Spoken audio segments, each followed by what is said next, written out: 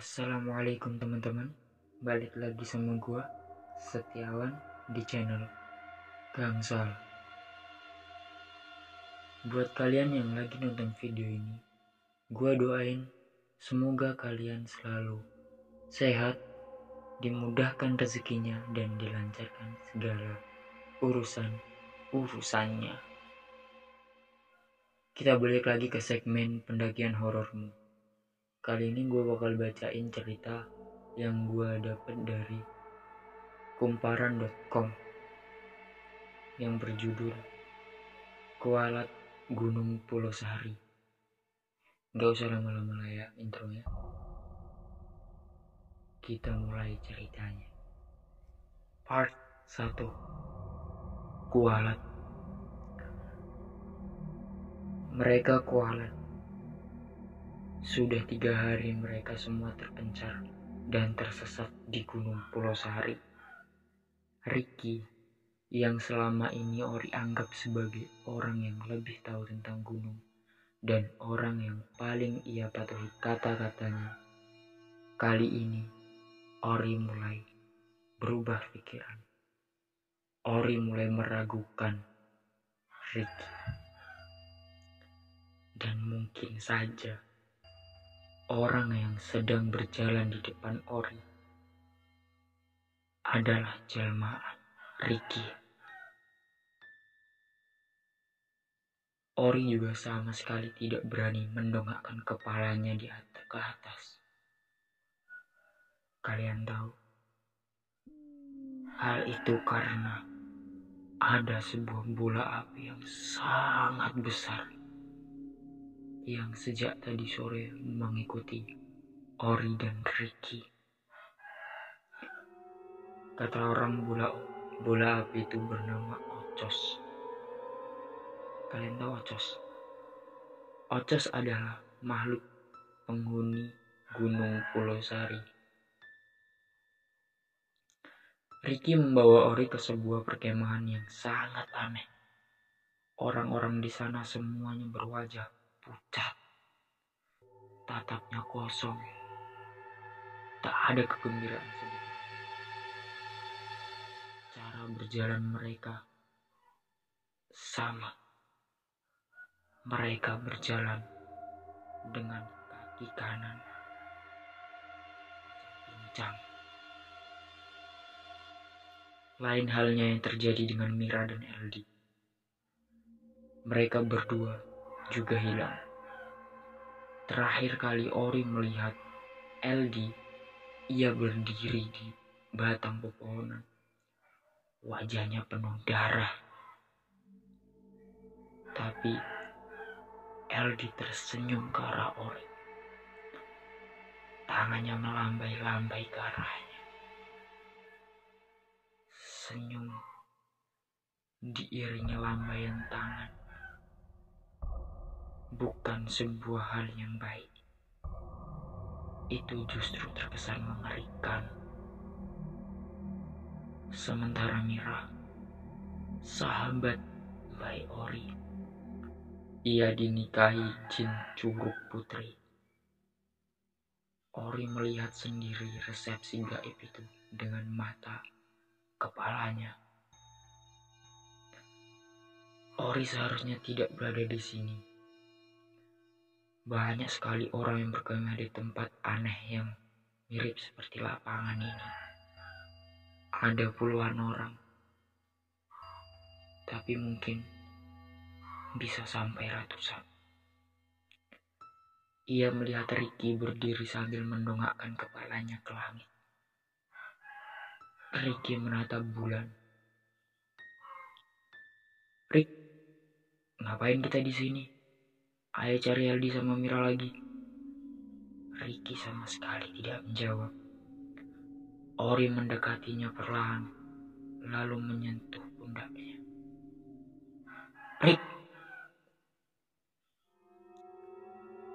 Pas Ori menyentuh pundak Ricky, kalian tahu apa yang terjadi? Ada 5 ekor belatung keluar dari kerah baju Ricky. Ricky menoleh ke arah Ori dengan wajah yang sangat datar. Tatap matanya mati. Lalu ia berkata, "Kita istirahat di sini dulu." Ori yang mendengar kata-kata itu sontak kaget. Ori hanya berpikir bahwa ia harus pergi dari tempat ini secepatnya.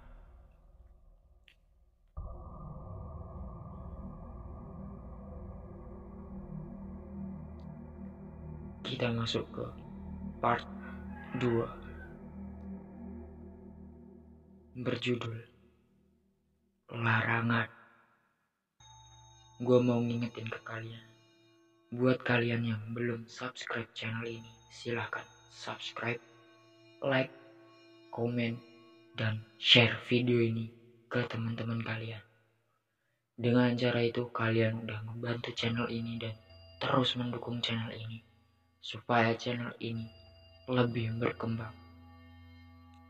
Gak usah lama-lama lagi, kita lanjut part 2 Larangan. Mode horor kembali aktif. Mereka semua tiba di pos parkiran Gunung Pulau Sari. Ada beberapa motor dan mobil yang juga terparkir di sana. Penjaga pos meminta data diri mereka. Ia mencatat dengan teliti. Mereka juga memeriksa tas-tas mereka. Mungkin penjaga pos khawatir ada pendaki yang membawa narkoba atau barang-barang lain yang tidak diperkenankan. Kalian tahu larangannya? Tidak boleh bawa minuman keras dan narkoba, jawab Ricky. Bukan hanya itu, si penjaga pos berhenti menulis. Ia melihat ke arah rombongan Ori. Pastikan yang sedang menstruasi jangan mandi di Curug Putri. Jangan ada yang mesum dan jangan bicara sembarangan, ucap lelaki penjaga loket dengan sangat tegas. Mir, lo gak lagi datang bulan kan? Tanya Ori. Enggak Ri, aman. Baik, kami pastikan tidak akan melanggarnya, jawab Ricky. Mereka pun membayar parkir sebesar Rp5.000 per motor. Setelah semuanya siap, Ricky meminta rombongan mereka untuk membuat lingkaran. Berdoa, mulai. Selesai. Mereka semua mulai mendaki melewati perkebunan warga. Ricky sebagai pemimpin berada di barisan paling belakang untuk memastikan anggota-anggotanya baik-baik saja. Masing-masing dari mereka membawa tas gunung lengkap dengan semua peralatan yang dibutuhkan. Ori berada di barisan ketiga. Ia melihat Mira tampak kelelahan karena medan yang mereka tempuh terus menanjak. Semakin lama semakin curam. Lu capek Mir, istirahat dulu lah, kata Ori. Baru juga mulai, LD menyela. Enggak kok, kita lanjut aja. Gua gak sabar mau lihat Curug Putri. Mira menoleh ke arah Ori. Mereka mulai memasuki perkebunan pisang. Ia melihat ada beberapa potong batang pohonnya yang rusak, bekas gigitan hewan. Ori yakin itu bekas gigitan babi hutan. Dari beberapa artikel yang pernah Ori baca, penduduk Pulau Sari memang diresahkan oleh hama babi hutan.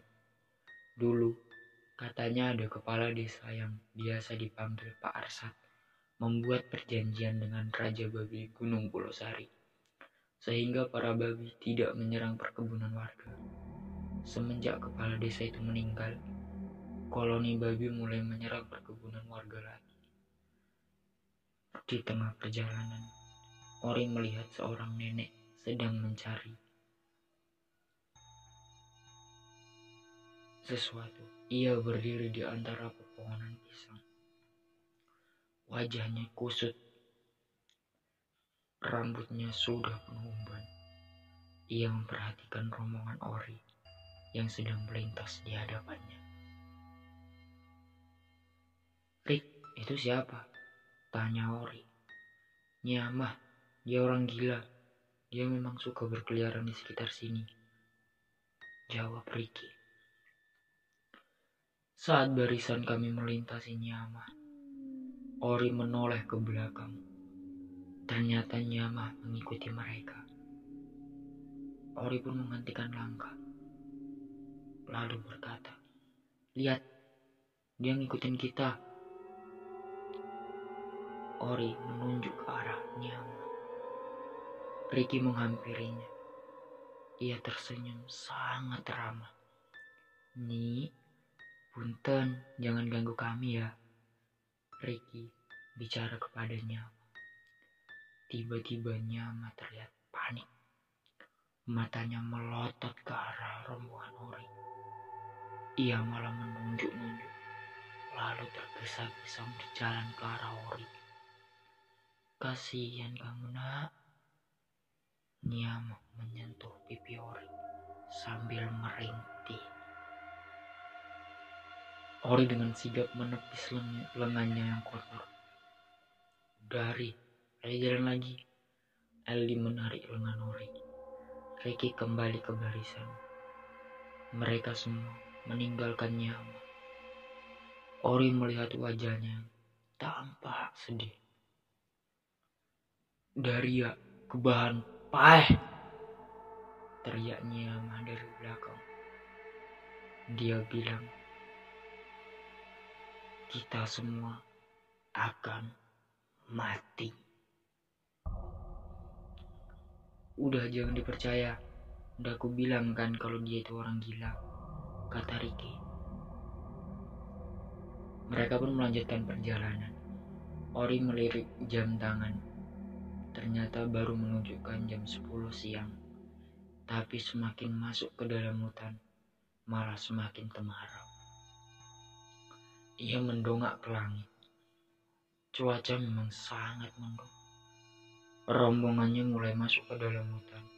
Jalan yang semakin terjal berbatu dan licin. Suara kawanan monyet terdengar sangat mengganggu. Mereka bergelayutan di dahan-dahan pohon sambil melihat ke arah rombongan Ori. "Kenapa, Mir?" tanya Ori. Mira berhenti. Ia membetulkan kacamatanya, lalu melihat ke arah sema-sema.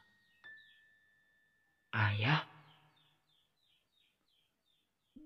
Yang Ori tahu, ayah Mira sudah lama meninggal. Ricky panik. Ia lari dari arah belakang. "Mira, jangan lihat ke sana!" teriak Ricky sambil menghalangi pandangannya. Perasaan Ori mulai tidak enak. Kita lanjut. Part 3. Subscribe dulu. Gue hitungin 3, 2, 1. Gue anggap kalian udah subscribe. Part 3. Curug Putri. "Mir, jangan melamun. Ini di gunung. Bahaya." Ricky menyadarkan Mira. "Tapi jelas-jelas tadi gue lihat ayah ada di sana." Mira menunjuk ke arah semak-semak, di mana tadi Mira melihat sosok ayah. "Udah Mir, kita jalan lagi aja. Itu pasti cuma halusinasi lu," kata Ori. Mereka kembali melanjutkan perjalanan. Di tengah pendakian, Mira meminta istirahat sejenak. Napasnya terengah-engah. Wajahnya sangat berkeringat. Ori duduk di atas batu besar sambil menikmati pemandangan yang menyejukkan.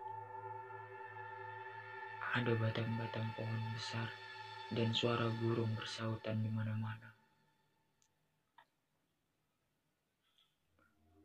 Gunung Pulau Sari menjadi habitat ternyaman bagi koloni. Di sepanjang perjalanan, Ori selalu melihat monyet bergelantungan di pohon. Selesai istirahat, Ricky mengajak mereka semua untuk kembali melanjutkan perjalanan. Ia membagikan tongkat kayu yang baru saja ia buat sendiri.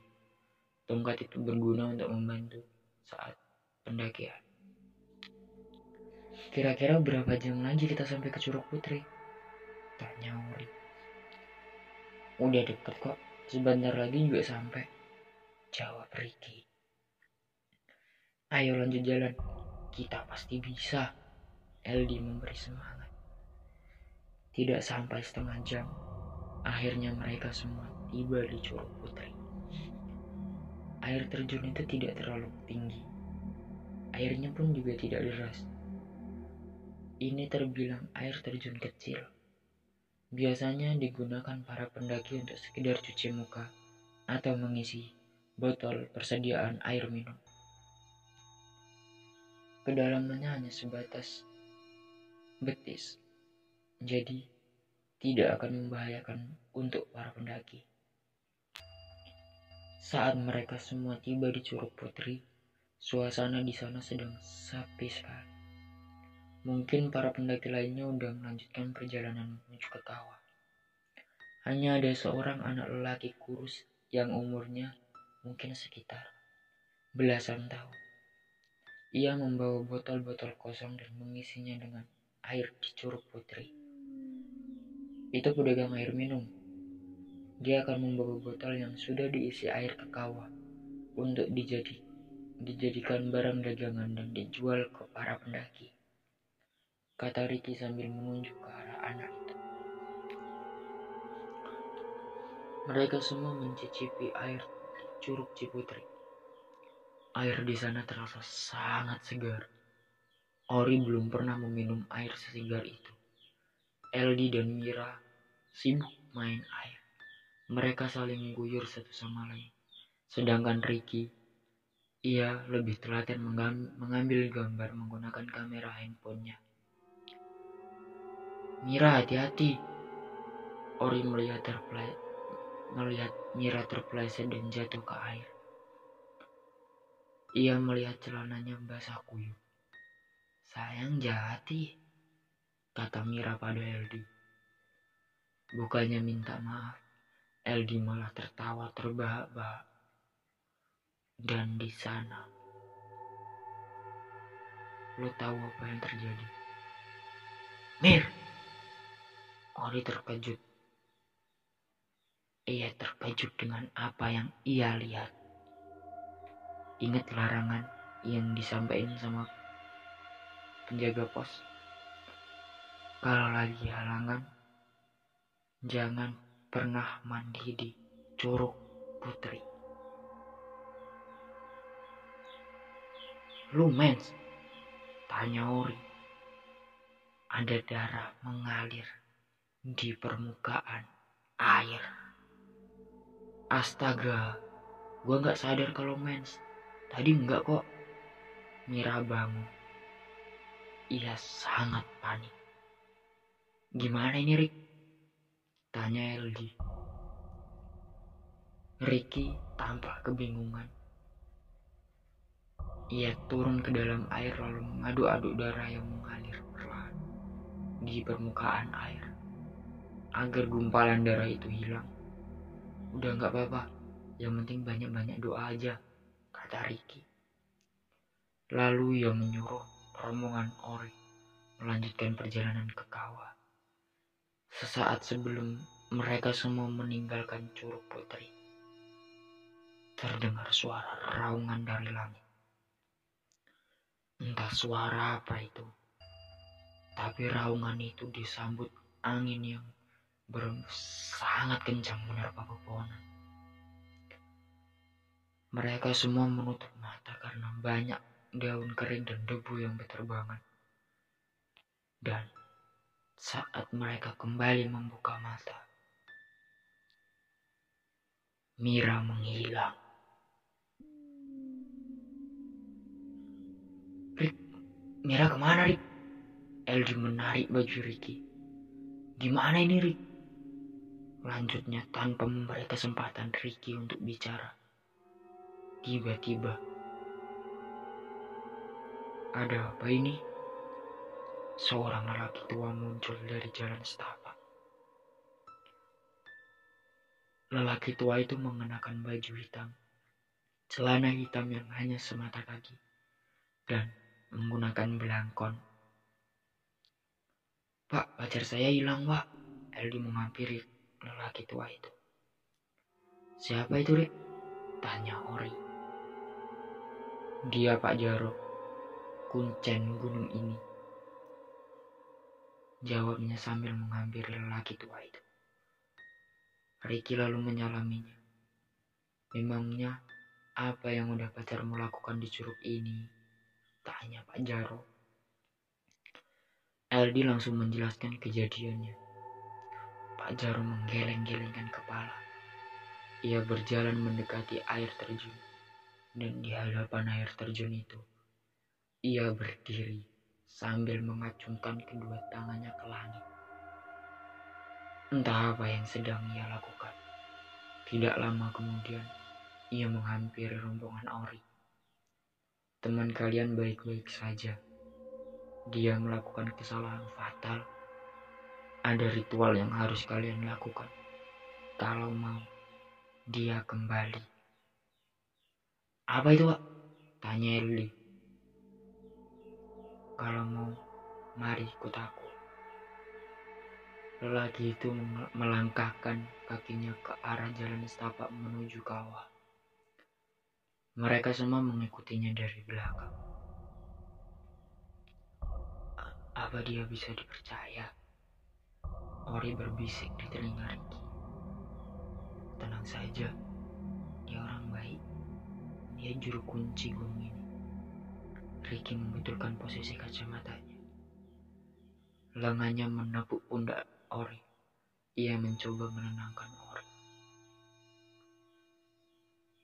Ori tidak tahu kemana Pak Jaro akan membawa mereka. Kata Ricky, ini bukan lagi jalur menuju kawah.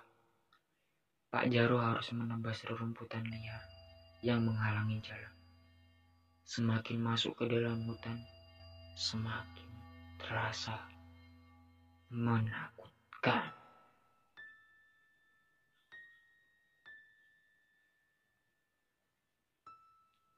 Part 4. Kita lanjut next video. Buat kalian yang belum subscribe channel ini, gua nggak bosen-bosen ngingetin ke kalian. Segera klik tombol subscribe, aktifkan loncengnya yang ada di sebelahnya, agar kalian tidak ketinggalan video-video menarik dari Gangsal. Terima kasih. Wassalamualaikum warahmatullahi wabarakatuh. Mode horor mati.